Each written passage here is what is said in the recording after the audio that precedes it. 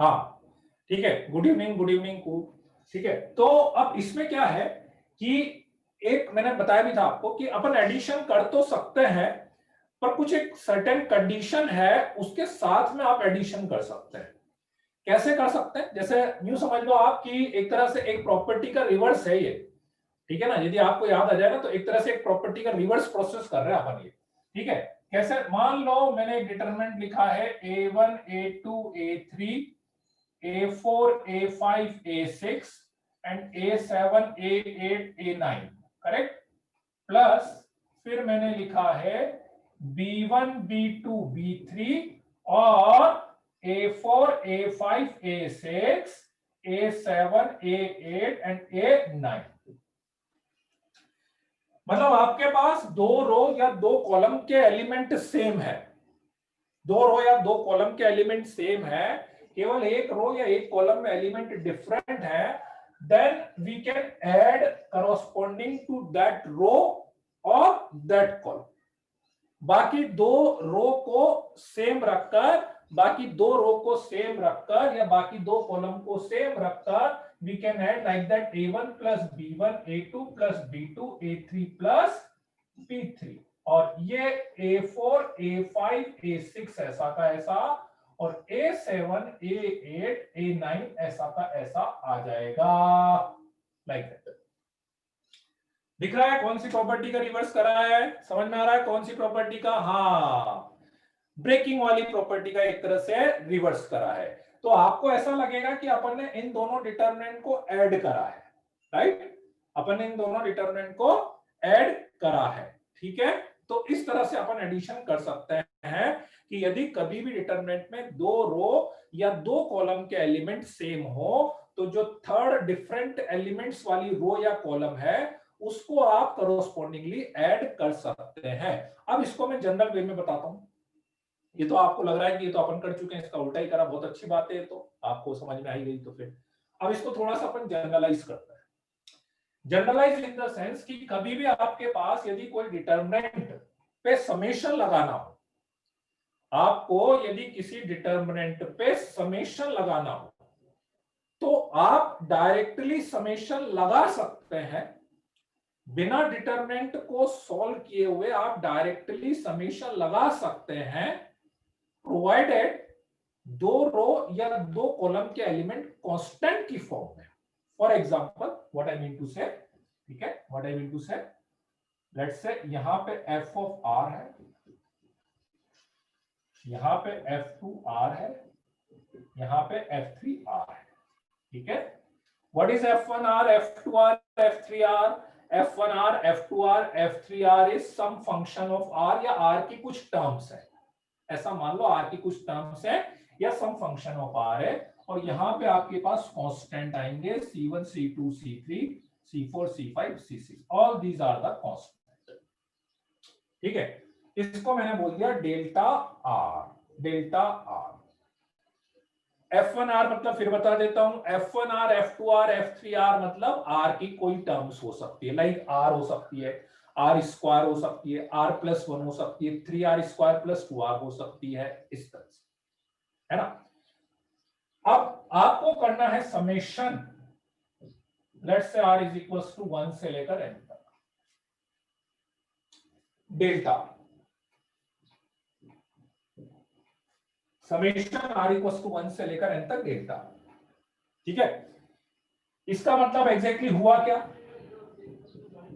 Delta 1 delta 2 up to delta n, ये होगा, इसका मतलब ये होगा ना। डेल्टा 1, डेल्टा 1 का मतलब ये होगा कि r इक्वल्स टू 1 रखेंगे, 1 1 1। डेल्टा 2 का मतलब क्या होगा? r इक्वल्स टू 2 2 2 रखोगे। डेल्टा 3 मतलब r इक्वल्स टू 3 3 3 रखेंगे। डेल्टा n मतलब r equals to n n n रखोगे। अब यदि इन सबको ऐड करना है तो ये वाली प्रॉपर्टी लग सकती है कि नहीं लग सकती? क्यों? क्योंकि सारे के सारे डिटरमिनेंट में ये दोनों रो तो कांस्टेंट ही रहेंगे ना। तो यदि दो रो या दो कॉलम कांस्टेंट हैं, ठीक है, तो जिस रो में एलिमेंट्स चेंज हो रहे हैं केवल उसी रो को ऐड करते हैं ना, लाइक दिस। दो रो में एलिमेंट सेम थे, तो जो रो में एलिमेंट्स चेंज हो रहे थे उसी में चेंज करते हैं ना। तो इसको जनरलाइज वे में मैं ऐसा बोलूंगा कि सीधा सीधा आप यदि समेशन लगा रहे हो तो उस समेशन को सीधे आप डिटरमिनेंट के अंदर ले जाओ। समेशन r इक्वल्स टू 1 से लेकर n तक f1r, summation of r equals to 1 से लेकर n तक f2r, summation r equals to 1 से लेकर n तक f3r। ऐसा आप कर सकते हो। C1 C2 C3 ऐसा का ऐसा होगा, C4 C5 C6 ऐसा का। ये मतलब हुआ ना भाई, समेशन का मतलब क्या होगा, एड ही होगा ना। आएगी नहीं बात समझ में? समेशन का मतलब f11 plus f21 plus f1 ऐसे ऐड कर लेंगे सारे अपन। This is the main property, ठीक है।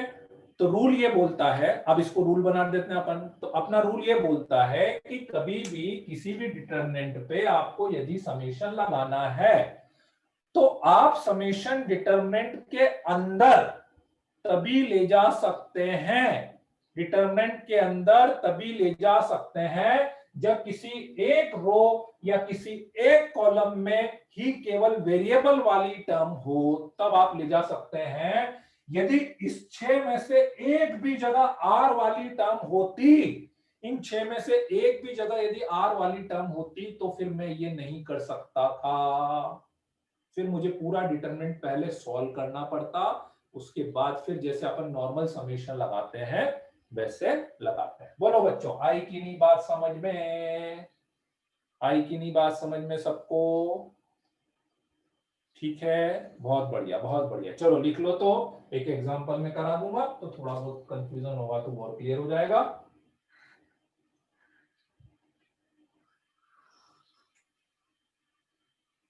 एक रो या कॉलम में, है ना, जरूरी नहीं है रो में ही, कॉलम में भी कर सकते हैं बेटा।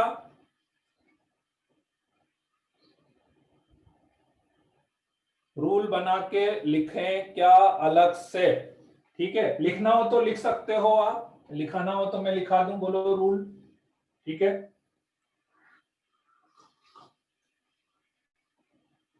चाहो तो लिख लो, मैं लिखा देता हूं यहां पे। लिख लो, एक स्टार बना के एक रूल में लिखा देता हूं, है ना। इन अ determinant, in a determinant, if we apply the summation in a determinant, if we apply this summation, then we can take,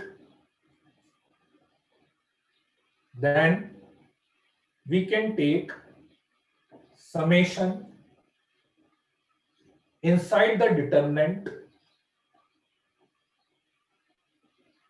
we can take summation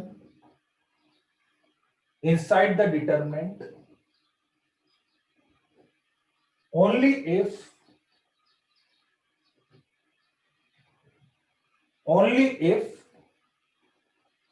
any if only if elements of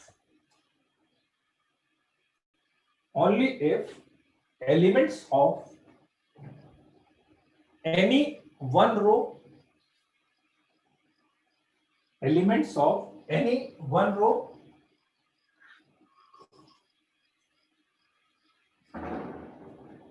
or any one column, any one row or any one column are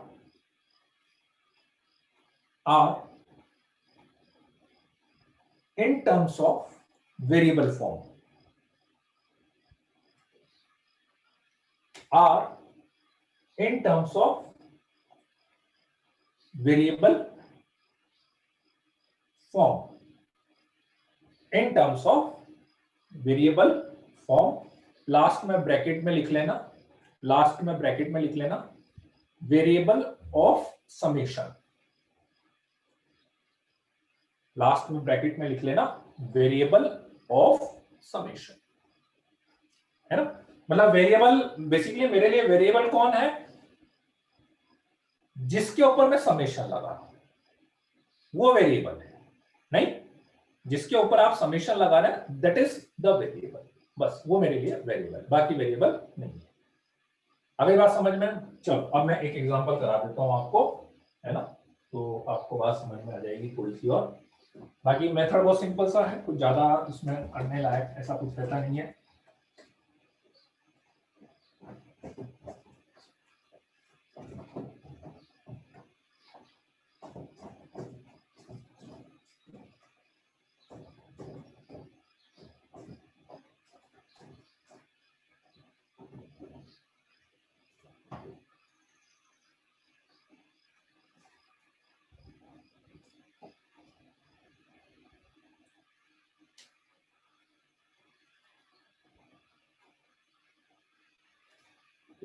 If dr is equals to determinant of 2 power r minus 1, 2 into 3 power r minus 1, 4 into 5 power r minus 1, x, y, z, 2 power n minus 1, 3 power n minus 1, 5 power n minus 1, summation of r equals to 1 से लेकर n तक dr की value अपने को बतानी है।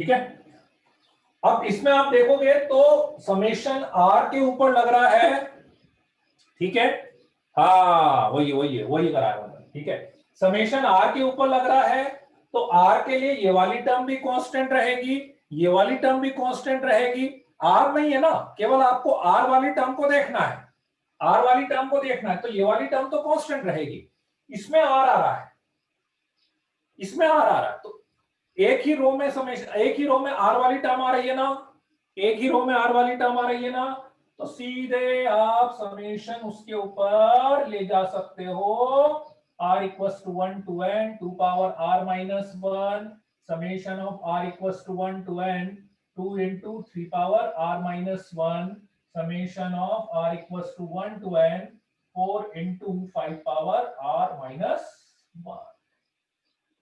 ये ऐसा कैसा एक्स वाई जेड, ये ऐसा का ऐसा 2 power n minus 1 3 power n minus 1 5 power n minus 1,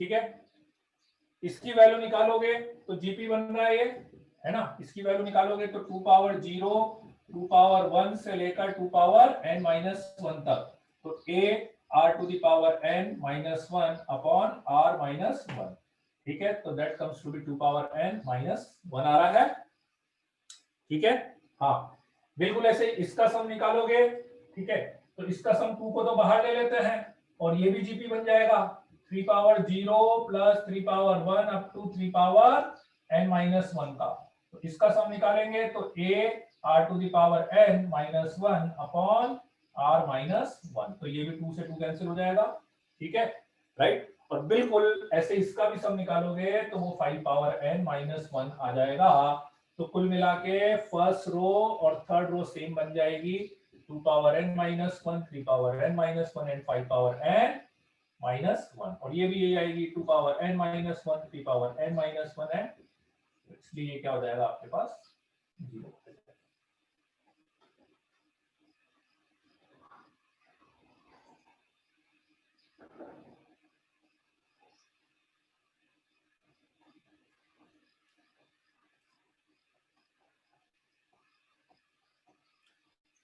विजय जोशु आप रुक जाओ बेटा यार, बीच में मैं सबको रोक, आप सबको रोक के ये तो नहीं बताऊंगा ना, अब आप देख लेना जितना पढ़ाया है,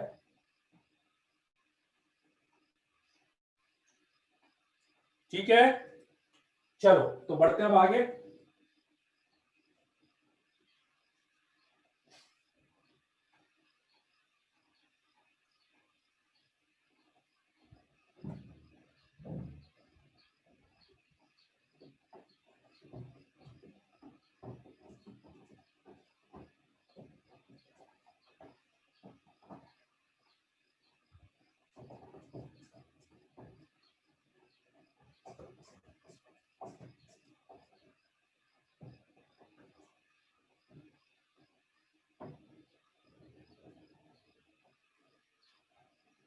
नेक्स्ट अब अपन इसमें लेते हैं क्रेमर्स रूल।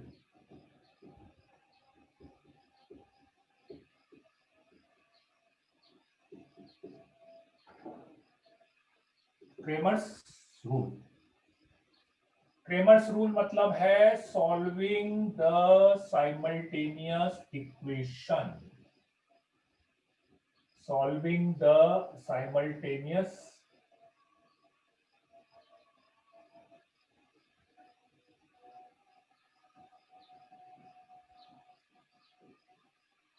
Cramer's rule.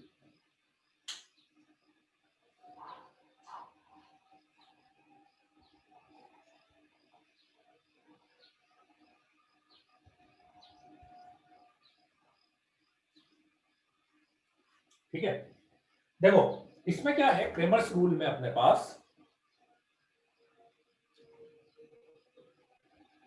लिखा नहीं था क्या वो, अरे यार चलो कोई बात नहीं, वो बिगनर बॉक्स का क्वेश्चन है, ठीक है कर लेना, हो जाएगा। ठीक है, नहीं अभी तो सिलेबस कहाँ सेम हो जाएगा यार, अभी सिलेबस डिफरेंट है। ठीक है, इसमें क्या है कि क्रेमर्स रूल में आपके पास a1x plus b1y plus c1z is equal to d1, a2x plus b2y plus c2z is equal to d2 and a3x plus b3y plus c3z is equals to d3। ठीक है, ये तीन इक्वेशन है। ऐसे ही अभी मैं इसमें तीन वेरिएबल की इक्वेशन ले रहा हूं, तीन वेरिएबल की। ठीक है, ऐसे के ऐसे आप दो वेरिएबल की इक्वेशन भी ले सकते हैं, दो वेरिएबल दो इक्वेशन, तीन वेरिएबल तीन इक्वेशन। ठीक है, दो वेरिएबल दो इक्वेशन, तीन वेरिएबल तीन इक्वेशन अपने पास आई। क्रेमर्स रूल का क्या यूज है, क्रेमर्स रूल आता है इन इक्वेशन को सॉल्व करने के लिए। आपको ये इक्वेशन सॉल्व करना हो तो क्रेमर्स रूल आप लगा सकते हैं। अब आप बोलोगे वो तो वैसे भी कर लेंगे अपन, बिल्कुल वो वैसे भी कर सकते हो। ठीक है, तो पहले रूल में बता देता हूं, उसके बाद इसका मेन अपने लिए एप्लीकेशन क्या है वो आप समझना। ठीक है, कि आपको क्या है कि चार डिटर्मिनेंट निकालने हैं, चार डिटर्मिनेंट। कौन कौन से चार डिटर्मिनेंट निकालने हैं, सबसे पहले आप डी निकालोगे। डी क्या होगा, ये जो कॉफिशिएंट्स हैं उससे बनेगा a1 a2 a3 b1 b2 b3 c1 c2 c3। ठीक है, coefficients a1 a2 a3 b1 b2 b3 and c1 c2 c3। d1 d1 में क्या करना है, इसकी जगह पे d1 d2 d3, इसकी जगह पे d1 d2 d3, d1 d2 d3, b1 b2 b3 and c1 c2 c3। ये d1 हो गया। d2 d2 में इसकी जगह पे d1 d2 d3 लगा देना, इसकी जगह पे d1 d2 d3, ये ऐसा का ऐसा आ गया। ठीक है, एंड देन d3, अब d3 में क्या करना चाहिए, इसकी जगह पे d1 d2 d3 लगा देंगे, a1 a2 a3 b1 b2 b3 and d1 d2 d3, ऐसा निकाल सकते हैं चारों डिटर्मिनेंट। ठीक है, पहला डिटर्मिनेंट सीधे सीधे कोएफिशिएंट्स को लेके d1 इसकी जगह पे d1 d2 d3, d2 इसकी जगह पे d1 d2 d3 और इसकी जगह पे d1 d2 d3। ठीक है, सो फाइनली x आएगा d1 बाय d, y आएगा d2 bye d and z आएगा d3 बाय d। ठीक है, x की वैल्यू आ गई d1 बाई डी, y की वैल्यू आती है d2 बाई डी और z की वैल्यू आती है d3 बाई डी। ठीक है, कैसे आती है वो मैं बता देता हूं। ठीक है, पहले इसको लिख लो, एक बार इसको लिख लो तो फिर मैं बताता हूँ। ठीक है, एक बार इसको लिख लो, सॉल्व करके आएगा क्या, एक्स वाई जेड की वैल्यू आ जाएगी, सीधा एक्स वाई जेड की वैल्यू आ जाएगी। तीनों इक्वेशन को सॉल्व करके एक्स वाई जेड की जो वैल्यू आनी थी वो वैल्यू आ जाएगी आपके पास। ठीक है, एक बार इसको लिख लो, फिर मैं बताता हूँ कि एक्स वाई जेड कैसे लिखा और अपने लिए मेन इसका यूज क्या है।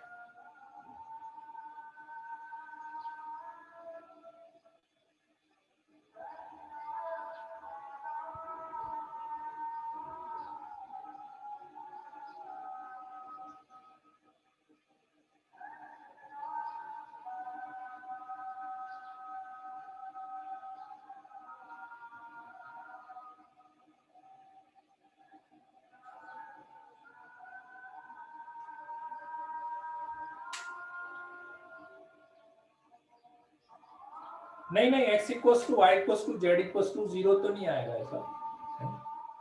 लिख लेने दो, सबको लिख लेने दो, सबको लिख लेने दो, तुम बच्चों नहीं लिख पाते फिर।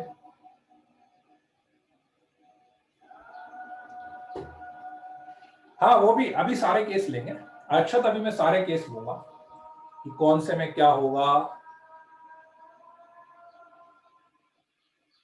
नहीं, क्लास 4:05 पे स्टार्ट हुई होगी, पहले 2-3 मिनट लेट हुई थी और 2-3 मिनट पे प्रतिज्ञा में, तो 4-5 4-4-7 4-8 का स्टार्ट।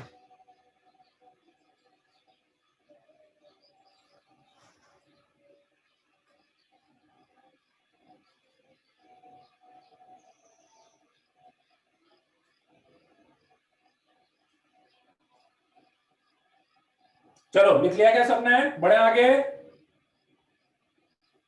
हाँ ठीक है ठीक है, फिर बोलना मत कि जल्दी रब कर दिया है ना। चलो, तो अपने को इसकी वैल्यू निकालनी थी dx। हाँ ठीक है,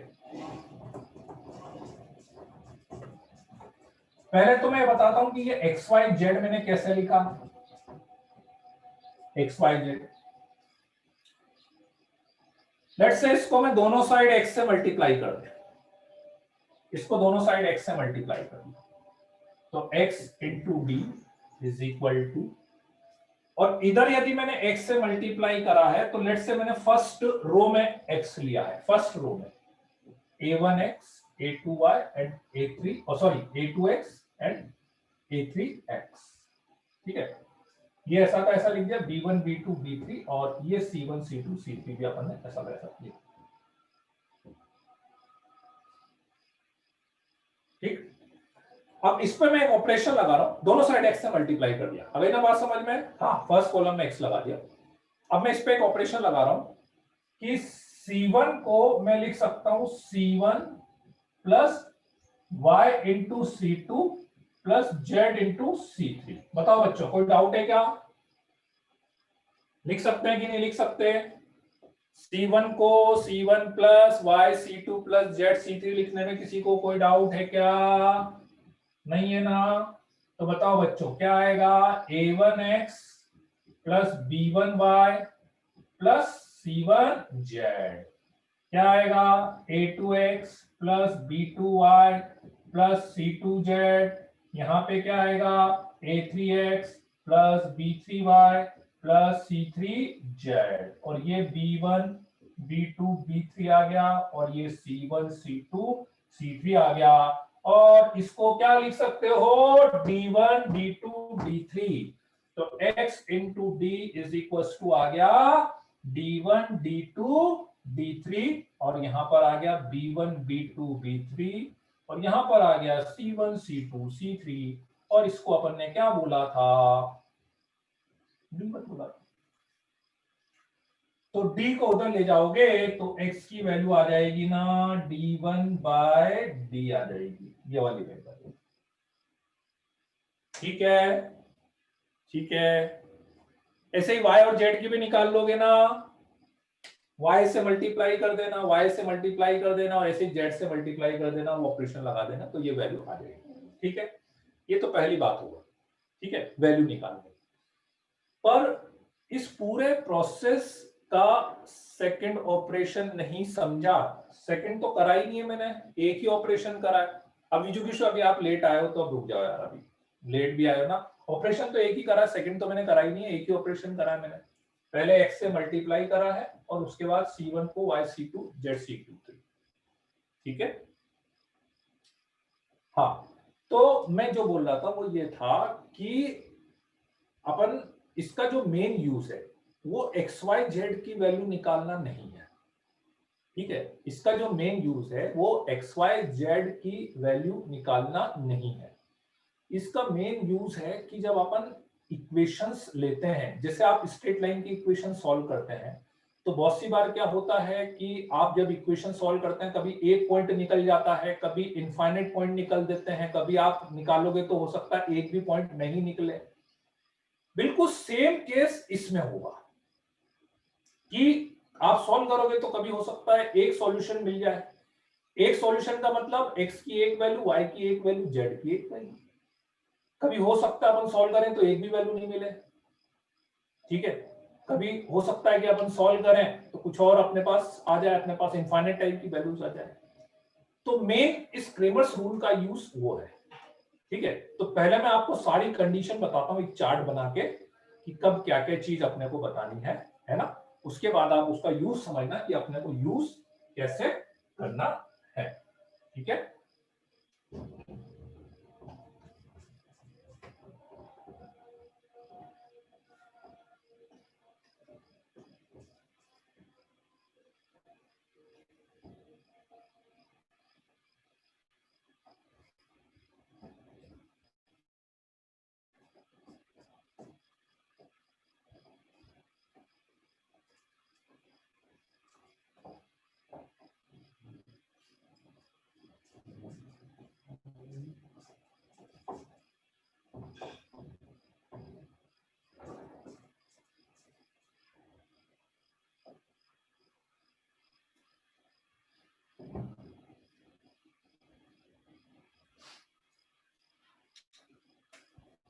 सबसे पहले मैं बात करता हूं, इसमें दो टाइप के केस रहते हैं। सबसे पहला मैं बात करता हूं कि नॉन होमोजीनियस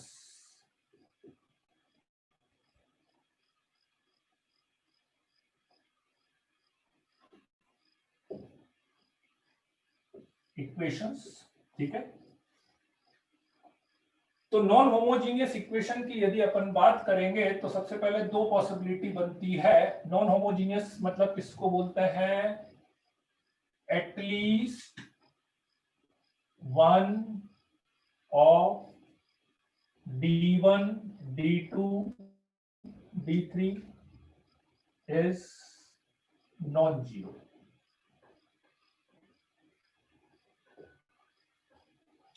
ठीक है, जो आपका राइट हैंड साइड पर d1 d2 d3 आ रहा था, उसमें से कम एक जो है वो नॉन जीरो है। वाई जेड की वैल्यूज क्या आएगी लिखनी बाकी है। ठीक है, वो वाई जेड की वैल्यूज तो बस वो वही है ना, वो डेरिवेशन नहीं बताया, वैल्यूज तो वही लिख लेना। एक्स की वैल्यू क्या आई थी नहीं लिखी हो तो लिख लेना, वैल्यू तो वही है, मैंने डेरिवेशन नहीं बताया। वाई की वैल्यू सेम तरीका था इसलिए मैंने कराया ही नहीं है वो एक्चुअली। और जेड की वैल्यू d3/d। ठीक है, at least one of d1 d2 d3 is non zero. दो टाइप का केस है, d not equals to zero, d equals to.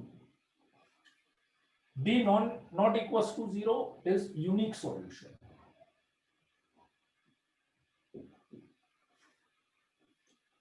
d equals to zero में दो केस है।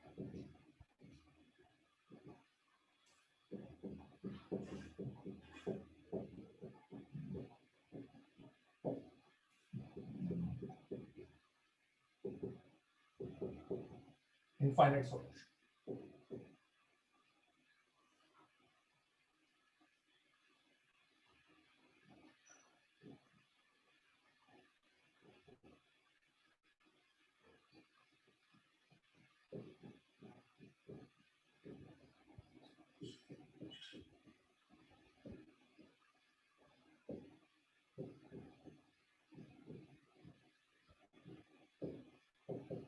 No solution. ठीक है, ये 3 केस है, राइट। चलो तो इसको लिख लो तो एक बार, हाँ एक बार लिख लो, एक बार लिख लो, मैं फिर पूरा एक्सप्लेन करता हूं कि कब क्या हो जाएगा, डी 0 हो जाएगा उस वाले केस में क्या होगा। ठीक है, एक बार ये पूरी कंडीशंस आप लिख लो।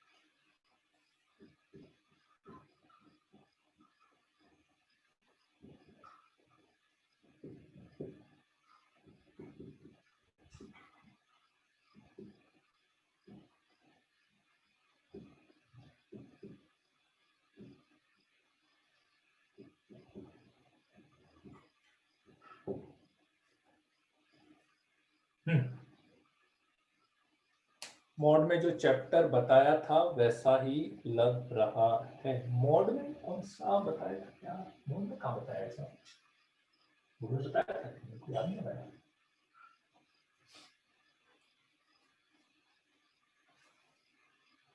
हाँ वो जो 10th में जो पढ़ा था ना, हाँ हाँ हाँ, वो 10th वाला ही है, वो वही वाला केस है। बस वो डिफरेंस है कि 10th में आपने ना 2 वेरिएबल को लेके पढ़ा था, यहाँ पे अपन 3 वेरिएबल की बात कर रहे हैं। ठीक है, 2 वेरिएबल पे भी लगा सकते हैं अपन और 3 वेरिएबल पे भी लगा सकते हैं। हाँ मोड में तो मुझे भी याद नहीं आ रहा ऐसा कुछ था। ठीक है, लिख लिया।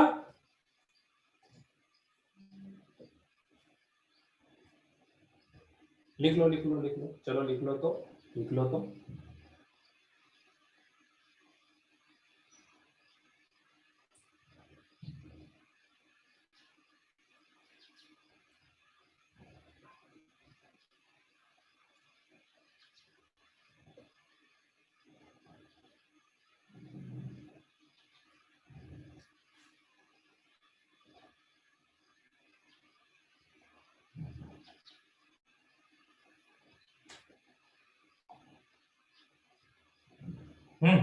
चलो लिख लिया। चलो तो मैं बताता हूं, अपन 2 टाइप के सिस्टम ऑफ इक्वेशन की बात करते हैं जनरली। 2 टाइप के सिस्टम ऑफ इक्वेशन की बात करेंगे 3 वेरिएबल के लिए। 3 वेरिएबल के लिए एक सिस्टम ऑफ इक्वेशन जो मैं अभी बात कर रहा हूं, नॉन होमोजीनियस। नॉन होमोजीनियस किसको बोलते हैं, जो at least one of d1 d2 d3 is non zero. ठीक है, जो अपना राइट हैंड साइड पे जो स्मॉल d1 d2 d3 लिखा था ना मैंने, जो स्मॉल राइट हैंड साइड पे is equals to d1 is equals to d2 is equals to d3 लिखा था ना, जो राइट हैंड साइड पर। ठीक है, तो उन तीनों में से एटलीस्ट वन नॉन जीरो हो, एटलीस्ट वन, कम से कम एक नॉन जीरो हो, तो वो अपना non homogeneous system of equation बोला जाएगा। इसका मतलब यह है कि यदि ये तीनों जीरो हो जाएं तो वो होमोजीनियस, जो इसका सेकंड केस अभी अपन लेंगे। ठीक है, तो पॉइंट ये है, 2 केस की बात कर रहा हूं, d not equals to zero, d equals to zero. आप सबसे पहले क्या निकाला था अपन ने, सबसे पहले अपन ने निकाला था डिटरमिनेंट, कोफिशिएंट वाला डिटरमिनेंट। यदि उसकी value not equal to zero आ जाए तो system of equation will have unique solution. Unique solution का मतलब क्या बोलना चाह रहा हूं मैं, यूनिक सॉल्यूशन का मतलब x, y और z तीनों की एक वैल्यू, जो तीनों इक्वेशन को सेटिस्फाइड करे। देखो सॉल्यूशन का मतलब क्या बोलना चाह रहे हैं अपन, सॉल्यूशन का मतलब ये बोलना चाह रहे हैं एक्स वाई जेड का एक सेट मुझे मिलेगा जो उससे तीनों इक्वेशन मेरी सेटिस्फाइड हो जाएगी, दैट इज माय सॉल्यूशन। तो यूनिक सॉल्यूशन का मतलब ये है कि आपको एक एक्स की, एक वाई और एक जेड की वैल्यू मिलेगी जिससे आपकी तीनों इक्वेशन सेटिस्फाइड होगी, नंबर 1 पॉइंट। नंबर 2 पॉइंट की d इक्वल टू 0 आ जाए, तो अब कोई बच्चे बोल रहे थे कि सर d इक्वल टू 0 में तो ये एक्स वाई जेड जो है ये नॉट डिफाइंड बन जाएगा, बिल्कुल सही बात है। तो ये एक्स वाई जेड आप तभी लगाओगे जब आपका यूनिक सॉल्यूशन आ रहा होगा, उसी केस में ये एक्स वाई जेड की वैल्यू इस फॉर्मूले से अपन निकालते हैं। इन दोनों केसेस में एक्स वाई जेड नहीं लगता है, d इक्वल टू 0 मतलब एक्स वाई जेड नहीं निकलता, इससे केवल तभी यूनिक सॉल्यूशन ही अपना निकलता है, तभी अपन ये लगाते हैं। ठीक है, कुछ भी हो सकते हैं सॉल्यूशन, इरेशनल भी हो सकते हैं, कोई दिक्कत नहीं है उत्कर्ष, इरेशनल भी हो सकते हैं, सॉल्यूशन के लिए कोई कंस्ट्रेंट नहीं है। अब d इक्वल टू 0 में मैं दो केस बता रहा हूं, d इक्वल टू 0 में मैं दो केस बता रहा हूं कि d1 d2 d3 पे यदि 0 आ जाए, d1 d2 d3 भी 0 आ जाए, मतलब एक तरह से यहां पे आप देखोगे तो तीनों 0/0 0/0 0/0 देखेंगे, यहां पे देखेंगे तो, हालांकि ये तो मेरे काम का है ही नहीं, अभी मैंने बोला कि d इक्वल टू 0 आते ही तो ये तो काम के है ही नहीं, पर आप इसमें देखोगे तो आपको 0/0 लगेगा। तो यदि d भी 0 आ जाए और d1 d2 d3 तीनों 0 भी आ जाए, then in that case system of equation will have infinite solution, infinite solutions होंगे। इनफाइनाइट सॉल्यूशन मतलब वैल्यू इनफाइनाइट नहीं होगी, ऐसा नहीं है कि x की वैल्यू इनफाइनाइट आएगी, एक्स वाई जेड के जो ट्रिपलेट्स हैं, एक्स वाई जेड के जो ट्रिपलेट्स हैं वो इनफाइनाइट नंबर्स में आएंगे। उसको रिप्रेजेंट कैसे करेंगे वो अभी मैं एक क्वेश्चन कराऊंगा तो उससे आपको बताऊंगा कि रिप्रेजेंट कैसे करेंगे, इनफाइनाइट कैसे लिखेंगे सर अपन, वो अभी अपन एक क्वेश्चन करेंगे उससे बताएंगे, ठीक है ना, right. Then d equals to 0 and at least one of d1 d2 d3 is non-zero, at least one of d1 d2 d3 is non-zero, मतलब कुछ नहीं, दो केस की बात कर रहा हूं, या तो तीनों जीरो हो जाए, और यदि ऐसा नहीं हो रहा है तो ऐसा होगा, ध्यान से देख लो दोनों स्टेटमेंट, और या तो ये हो रहा होगा, आप बोले कि नहीं और इसके अलावा दो जीरो हो जाए, एक जीरो नहीं हो, एक जीरो हो जाए, दो जीरो, सारे केसेस में आएंगे कि नहीं, ध्यान से देख लो स्टेटमेंट ये बोल रहा है at least one of d1 d2 d3 is non zero, at least one, कम से कम एक जीरो नहीं हो, मतलब मान लो d1 जीरो नहीं हो रहा है, d2 d3 जीरो हो जाए तो भी ये वाला केस, d1 जीरो नहीं हो रहा है, d2 भी जीरो नहीं हो रहा है, d3 जीरो हो रहा है तो भी ये वाला केस, तीनों नॉन जीरो हो जाए तो भी ये वाला, इसके अंदर अंदर ये ध्यान रखना, d इक्वल टू 0 के अंदर अंदर की बात कर रहा हूं मैं, d नॉन जीरो हुआ तब तो फिर सारी पॉसिबिलिटी एक ही जगह आके अटक जाएगी, d equal to 0 non zero हुआ तो सारी पॉसिबिलिटी एक ही जगह आके अटक जाए। अभी एक मिनट अक्षर पहले पूरा सुन लो ना, ठीक है, और अदरवाइज ये दो केस अपने पास आएंगे, और इस वाले केस में एटलीस्ट वन नॉन जीरो हुआ तो आप क्या बोलोगे, नो सॉल्यूशन बोलेंगे, उस केस में अपना सॉल्यूशन एग्जिस्ट नहीं करेगा, सॉल्यूशन एग्जिस्ट नहीं करेगा, ठीक है। तो तीन केस है। अच्छा, इसमें मैंने दो टर्म को यूज करा है, कंसिस्टेंट, इनकंसिस्टेंट। कंसिस्टेंट में किसको बोल रहा है, कि system of equation have solution. Consistent अपन बोलते हैं कि यदि सिस्टम ऑफ इक्वेशन सॉल्यूशन होगा, ठीक है, तो कंसिस्टेंट है, भले सॉल्यूशन में यूनिक सॉल्यूशन आ जाए या इनफाइनाइट सॉल्यूशन आ जाए, दोनों ही केस में अपन क्या बोलेंगे, कंसिस्टेंट बोलेंगे। और यदि inconsistent, if system of equation have no solution, तो अपन इनकंसिस्टेंट बोल देंगे, ठीक है। अक्षर क्या बोल रहा है, d1 equals to d2 equals to d3 भी नो सॉल्यूशन में आएगा क्या, नहीं, बिल्कुल कंफ्यूज मत हो बेटा, ये पूरी चीज होनी चाहिए, हाँ, मतलब आप इसके अलावा कुछ भी हो रहा है, भले d1 equals to d2 equals to d3 आ जाए, वो नॉन जीरो आना चाहिए, बस कंडीशन देख लो आप, ठीक है ना, भले d1 equals to d2 equals to d3 आ जाए कोई दिक्कत नहीं है, लेकिन यदि नॉन जीरो आ रहा है तो फिर वो ये वाला केस है, आपको जो आपने लिखा नहीं इक्वल टू में क्या बोलना चाह रहे, नोट, हाँ, d1 d2 d3 आ जाए भले इक्वल टू, ठीक है, वो इसी वाले केस में आएगा। आ गई बात समझ में, ठीक है। बाकी तो अभी मैं क्वेश्चन से थोड़ी सी चीज और आपको समझ में आएगी एग्जैक्टली कि अपने को मतलब कैसे कैलकुलेशन कैसे करनी, मेन तो ये समझना है कि कैलकुलेशन कैसे करनी है आपको। ठीक है, आगे बढ़े अब इसमें। यहां तक का पार्ट क्लियर है, सबने लिख लिया हो तो आगे बढ़े अब अपन।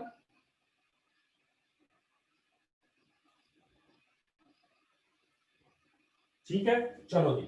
तो अब मैं सेकंड केस पर आता हूं, उसके बाद फिर अपन क्वेश्चंस पर आएंगे। Homogeneous system of equation, homogeneous system of equation.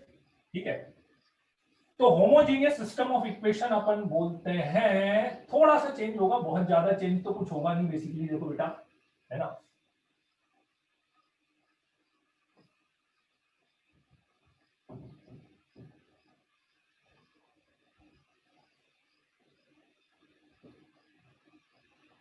Homogeneous equation अपन बोलते हैं कि जो इक्वेशन अपन ने लिखी थी उसमें d1 equals to d2 equals to d3 equals to 0 हो जाए।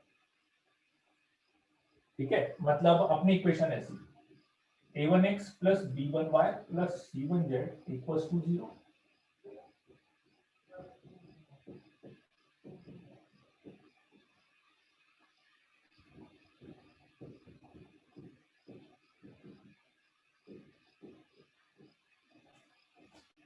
ऐसी इक्वेशन की बात कर रहे हैं, है ना। तो एक तरह से देखा जाए ना तो कंडीशन अपन कुछ चेंज नहीं कर रहे हैं, सब कुछ यही है। अब आप ये सोचो कि यदि आप इस कंडीशन के अकॉर्डिंग, आप रिकॉल करो, d1 d2 और d3 निकालोगे। ठीक है, रिकॉल करो तो आप d1 d2 d3 निकालोगे तो d1 में अपन ने क्या करा था, याद आ रहा है? d1 में अपन ने क्या करा था, इसकी जगह पे ये लिखा था। तो एक तरह से d1 भी 0 आएगा कि नहीं आएगा? आ रही बात समझ में? हाँ, d2 में इसकी जगह पे ये लिखा था तो d2 भी 0 आएगा ना, और d3 में इसकी जगह पे ये लिखा था तो d3 भी 0 आएगा ना। तो एक तरह से देखा जाए तो d1 d2 और d3 तो कंपलसरी 0 हो गए ना। आई कि नहीं बात समझ में? d1 d2 d3 तो कंपलसरी 0 हो गए इस वाले केस के लिए। तो कुल मिला के ये हुआ कि ये वाला केस हटा दो अब आप, क्योंकि ये केस अब कभी भी नहीं बन पाएगा। नहीं, क्या बोलते हो? ये वाला केस नहीं बनेगा ना, एटलीस्ट वन नॉन जीरो। ठीक है, तो बस इसलिए अब ये वाला केस आप हटा दो, और एक तो ये चेंज होगा इसमें। ठीक है, इसमें इनकंसिस्टेंस नहीं रहेगा। तो इसमें दूसरा चेंज जो होगा, दूसरा चेंज जो होगा वो ये होगा, मतलब अब इसको लिखने की भी जरूरत नहीं है, d1 d2 d3 लिखने की भी जरूरत नहीं है। क्यों? क्योंकि वो तो आना ही आना है। तो मुझे चेक क्यों नहीं बनेगा, समझ नहीं आया? क्यों नहीं बनेगा? क्योंकि बेटा वो केस बनाने के लिए, वो केस बनाने के लिए d1 d2 d3 में से कम एक की वैल्यू नॉन जीरो होनी चाहिए थी। तो कम से कम एक की वैल्यू नॉन जीरो होनी चाहिए थी। तो मेरा d1 कैसे लिखा था, इसकी जगह पे ये लिखा था मैंने, तो इसलिए मुझे पता है कि ये जीरो ही आएगा। d2 में मैंने क्या लिखा था बेटा, इसकी जगह पे ये लिखा था, तो इसलिए मुझे पता है कि मैं बाकी कुछ भी ले लूं ये जीरो ही आना है। d3 कुछ भी ले लूं इसलिए जीरो ही आना है। आप देख लो एक बार d1 d2 d3 में ये वाला सेट करके, तो वो हमेशा जीरो ही आ रहा है, तो इसलिए वो वाला केस नहीं बनेगा। ठीक है, तो वो केस नहीं बनेगा तो ये लिखने की जरूरत भी नहीं है, क्योंकि अब तो एक ही केस बचा। तो अब सीधा साधा आपके पास दो चीजें आएगी। अब दो चीजें कि d not equals to zero, और d not equals to zero में यूनिक सॉल्यूशन आएगा। ठीक है, और d equals to zero, d equals to zero में क्या आएगा, इनफाइनाइट सॉल्यूशन।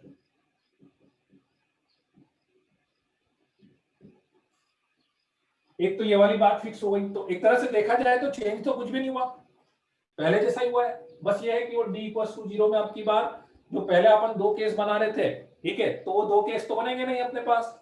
ठीक है, अब d not equals to zero में जो यूनिक सॉल्यूशन आ रहा है, एक जो दूसरा चेंज होने वाला है, दूसरा चेंज ये होने वाला है कि यदि d not equals to zero में यूनिक सॉल्यूशन आएगा तो वो यूनिक सॉल्यूशन भी फिक्स है।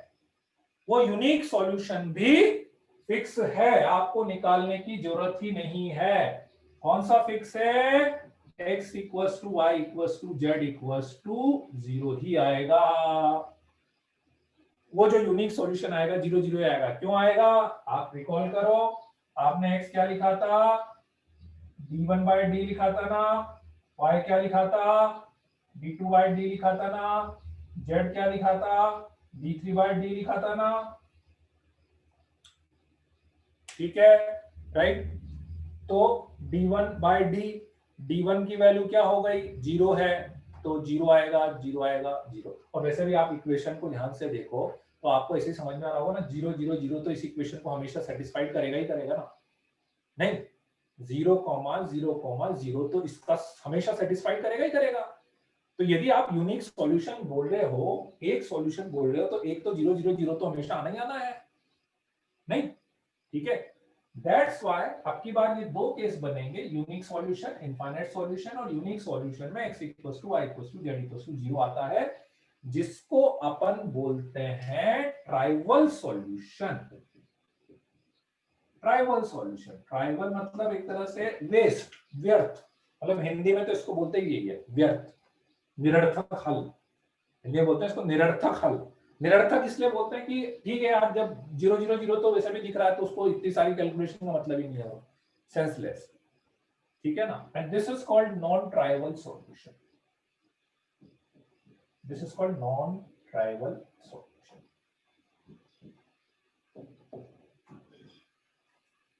ठीक है। आप चाहो तो ये डेफिनेशन और इसमें ऐड कर लेना, trivial solution. What is trivial solution? Solution only x equals to y equals to z equals to 0.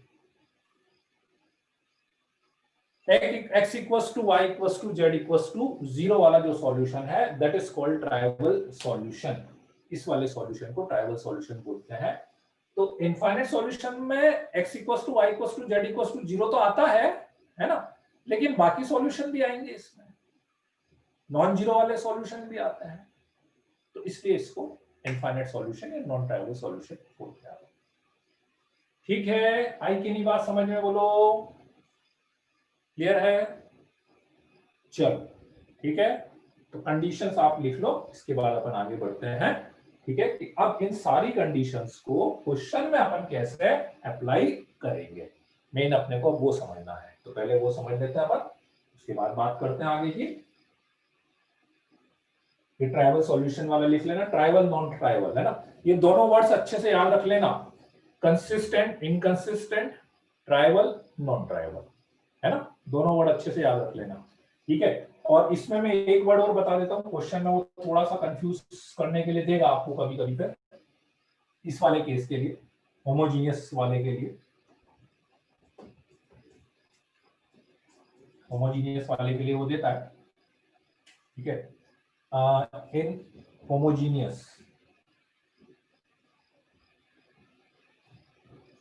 homogeneous system of equation, if equation have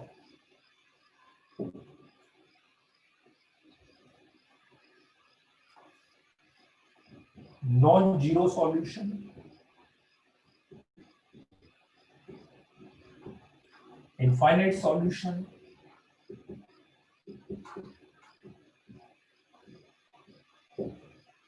non-zero solution, infinite solution, not xyz, not all zero, equation satisfy for x, y, z, not all zero, ठीक है। इन तीनों में से कोई भी statement question में लिखा हुआ आ जाए, इन तीनों में से कोई भी स्टेटमेंट क्वेश्चन में लिखा हुआ आ जाए, होमोजीनियस, होमोजीनियस के लिए इन तीनों में से कोई भी लिखा हुआ आ जाए, नॉन जीरो सॉल्यूशन या इनफाइनाइट सॉल्यूशन, और या क्वेश्चन में ऐसा लिख दे, equation satisfied for x Y Z not all zero, इन तीनों कंडीशन का मतलब ये वाला केस, होगा कि नहीं, मानते हो? ठीक है, नॉन जीरो सॉल्यूशन ऑब्वियसली इसमें तो सारा 0 0 0 वाला ही आ रहा है, तो नॉन जीरो भी यही वाले में आएगा। ठीक है, इनफाइनाइट तो ये है ही सही अपने पास, राइट।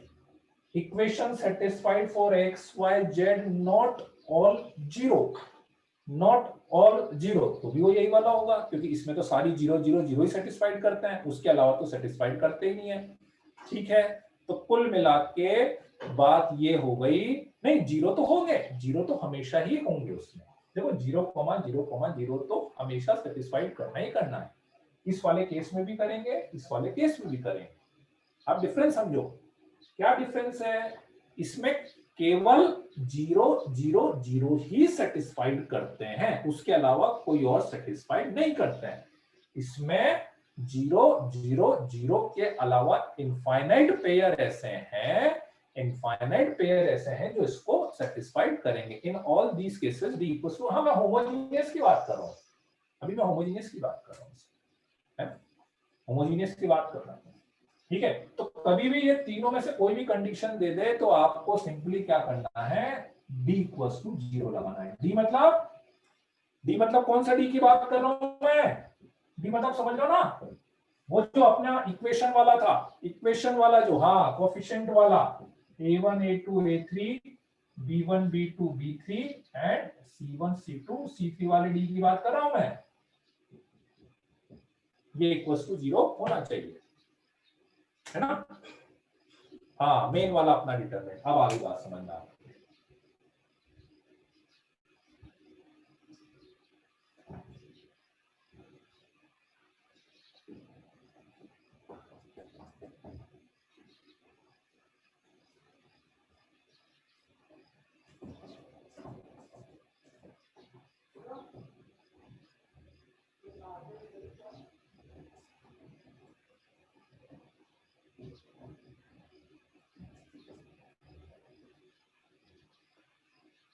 ठीक है, चलो अब अपन कुछ बेसिक क्वेश्चंस पहले ले लेते हैं ताकि कंडीशंस अपने को समझ में आ जाए, उसके बाद अपन आगे बढ़ते हैं।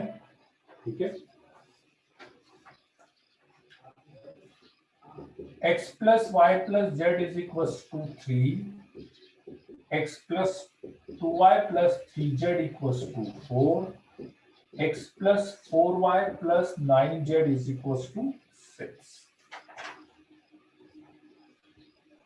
ठीक है, फाइंड x y z।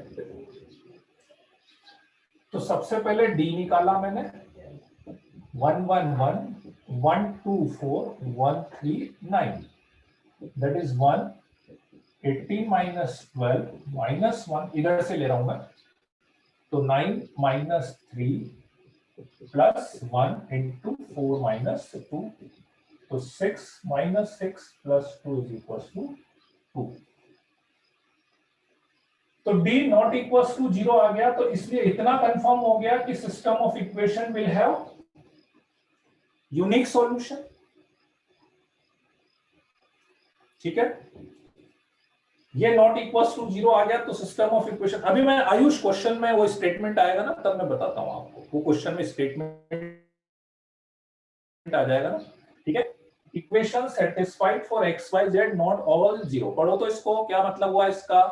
ठीक है, एक बार इसको पढ़ो तो क्या मतलब समझ में आ रहा है, इक्वेशन को एक्स वाई जेड की वो वैल्यू भी सेटिस्फाइड कर रही है जिसमें x Y Z not all 0, not all 0 का मतलब क्या होता है, सभी की वैल्यू 0 नहीं हो, यही होता है मतलब। तो कौन से केस में ऐसा हो रहा था, जिसमें मुझे ऐसे सॉल्यूशन भी मिल रहे थे जिसमें एक्स वाई जेड की वैल्यू 0 नहीं हो तो भी वो सेटिस्फाइड कर जाता था, डी इक्वल टू 0 वाले। भाई दो ही तो केस हैं, घूम फिर के दो ही तो केस हैं, एक में मेरा सॉल्यूशन 0 0 0 है, उसके अलावा कुछ भी आपको चाहिए, उसके अलावा कुछ भी चाहिए तो कैपिटल डी इक्वल टू 0 करना है आप, सिंपल सी तो बात है। ठीक है, तो पहली चीज d नॉट इक्वल टू 0 आ गया, तो इतना तो कंफर्म हो गया कि मेरे पास यूनिक सॉल्यूशन आएगा। ठीक है, और यूनिक सॉल्यूशन आएगा तो अब d मैंने निकाल लिया, तो अब मैं D1 निकालूंगा, तो बच्चों D1 में क्या करना चाहिए बेटा, इस 111 की जगह क्या लिखोगे, 3 4 6 लिखेंगे, 1 2 4 1 3 9 लिखेंगे। ठीक है, इसको सॉल्व करेंगे तो 18 माइनस 12 माइनस 4 9 इंटू 3, ठीक है, माइनस 4 नहीं 9 माइनस,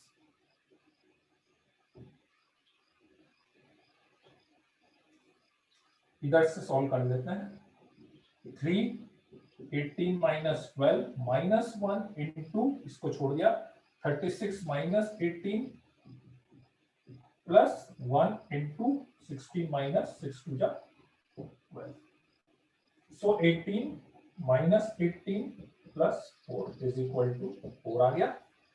ठीक है, D2 यदि आप निकालोगे तो D2 में क्या करोगे, 1 1 1, इसकी जगह पे 3 4 6 रखेंगे ना, और यहाँ पे आ जाएगा 1 3 9 आ जाएगा। तो ये आएगा 136 माइनस 18 आया, माइनस 3 इंटू 9 माइनस 3 आया, एंड प्लस 1 इंटू 6 माइनस 4 आया, 18 minus 18 plus 2 is equal to 2 आ गया अपने पास। और लास्ट में D3 के लिए जगह है क्या, हाँ निकल जाएगा D3 भी यहाँ पे, तो D3 में 1 1 1 दिखा है ना यहाँ पे, हाँ। D3 में आ रहा है 1 2 4 और यहाँ पर आएगा 3 4 6। ठीक है, तो ये आएगा 1 6 2 जा 12 minus 16 minus 1 into 6 minus 4 plus 3 into 4 minus, तो माइनस 4 माइनस 2 और प्लस 3 टू जा 6, तो 0 आ गया। ठीक है, D आ गया, D1 आ गया, तो x की वैल्यू आ जाएगी D1 by D that is 2, y की वैल्यू आ जाएगी D2 bye D that is 1, और z की वैल्यू आ जाएगी D3 बाय 2 दैट इज 0। ठीक है, D गिवन है, D गिवन है, कहाँ गिवन है, D अपन ने निकालना, गिवन थोड़ी ना है, अपने को तो ये 3 इक्वेशन गिवन थी, आपको तो ये 3 इक्वेशन दी थी, बस अब सब कुछ आपको करना है। गिवन कहाँ था, क्यों मोहित, आपको तो सीधे सीधे 3 इक्वेशन दी थी ना, डी तो सब आपने निकाला है। अभी बात समझ में, ये तो सबसे बेसिक चीज हो गई। ठीक है ना, जिसमें अपने को कुछ नहीं करना पड़ा, सीधे सीधे D1 D2 D3 निकाल के इक्वेशन सॉल्व कर ली। ठीक है, इसको लिख लो। अब और केसेस लेते हैं इसमें अपन।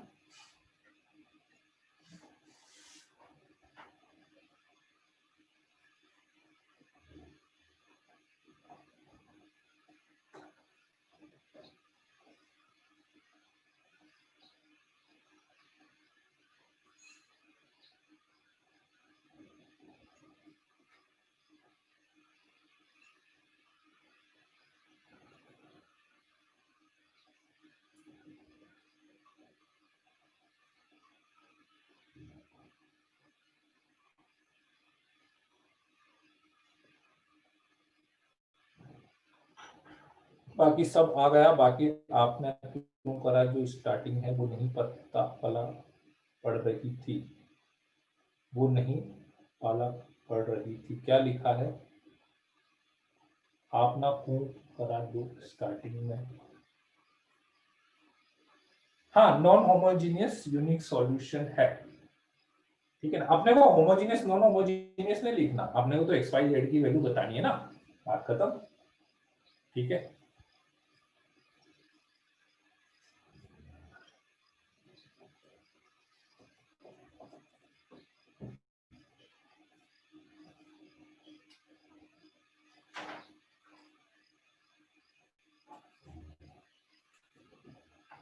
x plus y plus z is equals to 3, x plus 2y plus 3z equals to 4, 2x plus 3y plus 4z equals to 7।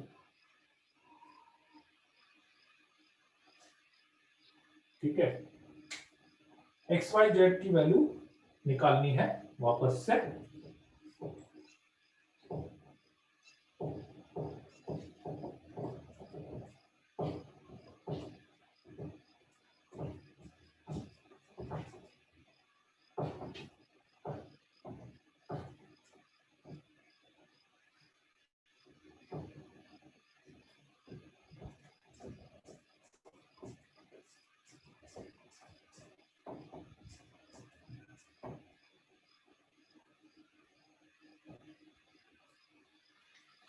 सबसे पहले डी निकाला मैंने इसमें, तो डी निकाला तो 1 1 2 1 2 3 1 3 4,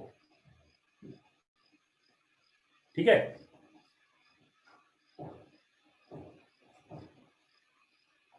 सबसे पहले तो डी निकाला मैंने, ठीक है। हाँ, अरे पार्थ, वो एलिमिनेशन से आप सॉल्व कर सकते हो, आप पर्पस तो समझो। मुझे पता है कि एलिमिनेशन से इजीली सॉल्व हो जाता है, पर यहाँ पे अभी और भी अपन आगे क्वेश्चंस करेंगे, तो ये तो मैं एक ठीक है एलिमेंट्री क्वेश्चन बता रहा हूँ कि यूज कैसे करना है। बाकी उसको आगे भी आप समझना है कि बेसिकली उसका यूज क्या है, ठीक है ना। वो मुझे भी पता है, एलिमिनेशन से ज्यादा इजीली हो जाएगा, ठीक है। इसका डी निकाल रहे हैं तो 0 आ रहा है ना। 1 into 8 minus 9 minus 1 into 4 minus 6 plus 1 into 3 minus 4. So minus 1 plus 2 minus 1 is equals to 0. ठीक है, अब आप समझना बेटा, अब समझना, d equals to 0 आ गया ना। अब दो पॉसिबिलिटी, क्या क्या पॉसिबिलिटी है कि या तो इनफाइनाइट सॉल्यूशन होंगे और या नो सॉल्यूशन होंगे। कैसे पता लगाएंगे, कैसे पता लगाएंगे, D1 D2 D3 निकाल के पता लगाएंगे, D1 D2 D3, और वैसे भी निकालना ही रहता है ना, D1 D2 D3 तो वैसे भी निकालते हैं अपन, है ना। तो D1 D2 D3 निकाल लेते हैं। तो D1 यदि मैं निकाल रहा हूं तो D1 में क्या करेंगे, इसकी जगह पे 3 4 7 रखेंगे। ये हो गया 1 2 3 1 3 4, 3 4 2 जा 8 minus 9 minus 1 into 16 minus 21 plus 1 into 4 3 जा 12 minus 7 2 जा 14,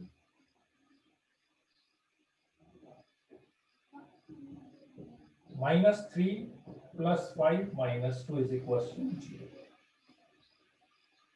अब एक चीज समझना, देखो एक पॉइंट मैं बताता हूं आपको, एक बार सब बच्चे इधर सुनना, तो सब बच्चे इधर सुनो, तो पहले बाद में लिख लेना कि D1 यदि मेरा 0 आ गया तो मुझे D2 भी निकालना पड़ेगा,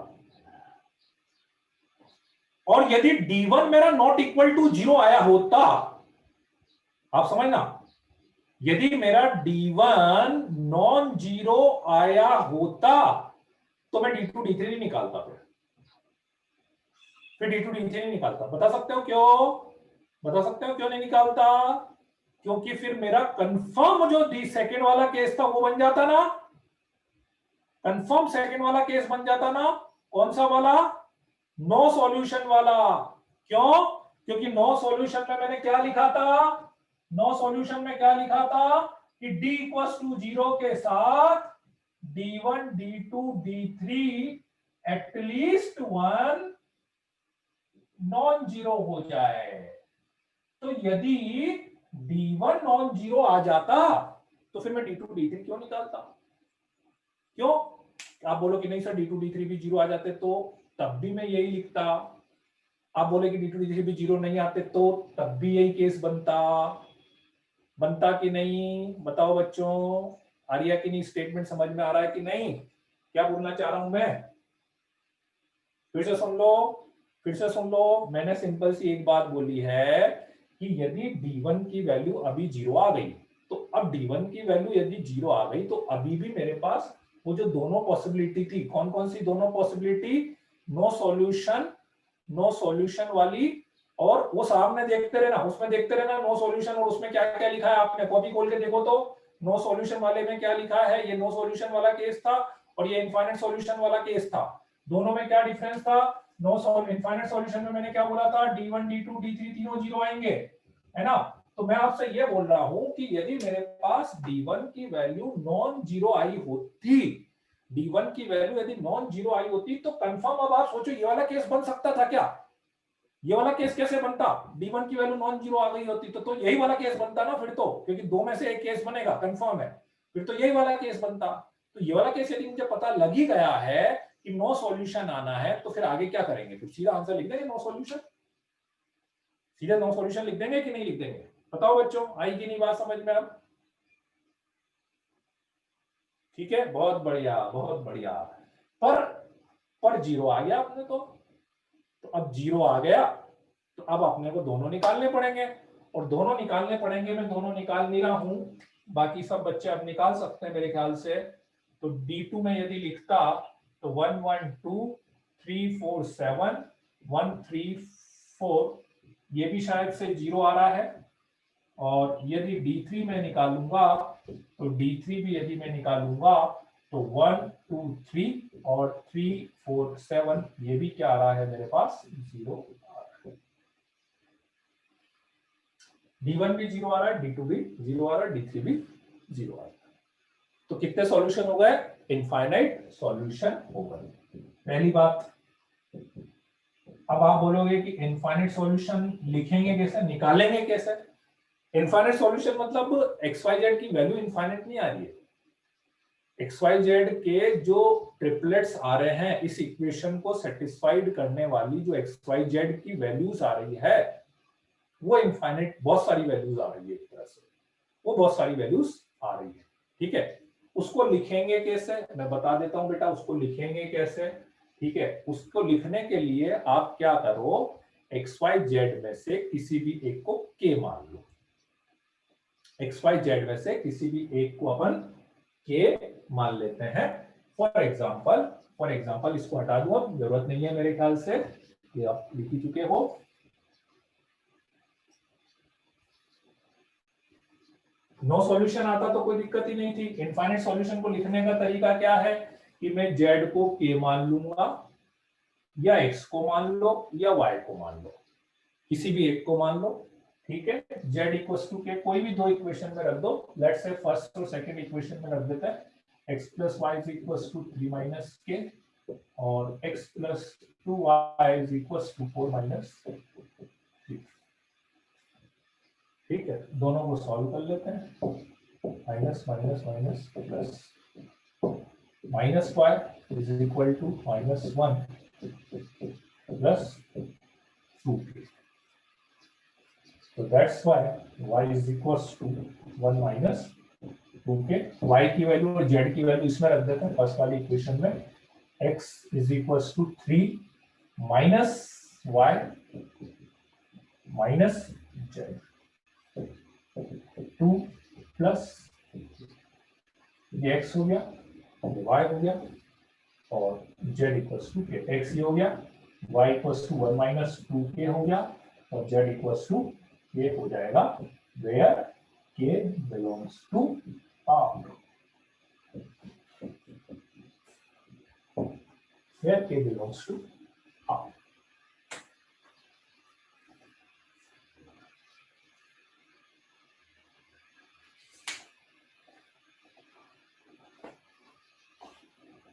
हाँ, अब हर K की वैल्यू के लिए एक पेयर बनता जाएगा। फॉर एग्जाम्पल मान लो K इक्वल्स टू 0 लिया तो x2 y1 z0, K equals to 1 लिया तो x3 y माइनस 1 और z इक्वल्स टू 1 अपने पास आ जाएगा। तो K की अपन इनफाइनाइट वैल्यू ले सकते हैं ना, K की वैल्यू इनफाइनाइट ले सकते हैं, तो x y z की भी कितनी वैल्यू आएगी मेरे पास, इनफाइनाइट वैल्यूज आ जाएगी, तो उसको अपन इनफाइनाइट सॉल्यूशन बोल रहे हैं। This is the case of infinite solution, इसको अपन ऐसा बोलते हैं। ठीक है, आई की नहीं बात समझ में। 1 माइनस 2K को हमेशा रियल नंबर है ना, तो इस फॉर्म में हमें क्यों लिखा, क्या बोल रहे हो? 1 माइनस 2K तो हमेशा रियल नंबर है ना, तो इस फॉर्म में हमने क्यों लिखा? तो कैसे लिखना चाहते हो आप, मतलब इससे क्या रिलेशन में, आपका स्टेटमेंट ही नहीं समझे, आप क्या बोलना चाह रहे हो? रियल नंबर है तो 1 माइनस 2K y कैसे लिखेंगे, K की फॉर्म में लिखना है। ठीक है, राइट। अब z की जगह किसी को भी ले लो, z की जगह जरूरी नहीं है कि z इक्वल्स टू k ही लेना, z की जगह पे आप y को k ले लो, x को k ले लो, किसी भी एक को k ले सकते हो। ठीक है, राइट। नहीं, d का ऐसा कोई डेरिवेशन नहीं है, d का कोई डेरिवेशन नहीं है। ठीक है, ग्राफ से भी बता सकते हैं, एक्स वाई ग्राफ से नहीं, एक्चुअली अपन नेक्स्ट ईयर 12th में ना एक 3D ज्योमेट्री आती है। तो बेसिकली क्या होता है, जैसे आप ये वाली इक्वेशन लिखते हो ना, जैसे आप लोगों को ये तो याद ही होगा, जैसे मान लो मैंने x plus y is equal to 5 लिखा है ना, तो ये तो आपकी लाइन की इक्वेशन होती है ना, बिल्कुल ऐसे ये जो है ना, ये एक्चुअली ना प्लेन्स की इक्वेशन होती है। ये 3 प्लेन की इक्वेशन, एक पूरे प्लेन की इक्वेशन होती है ऐसे, ठीक है।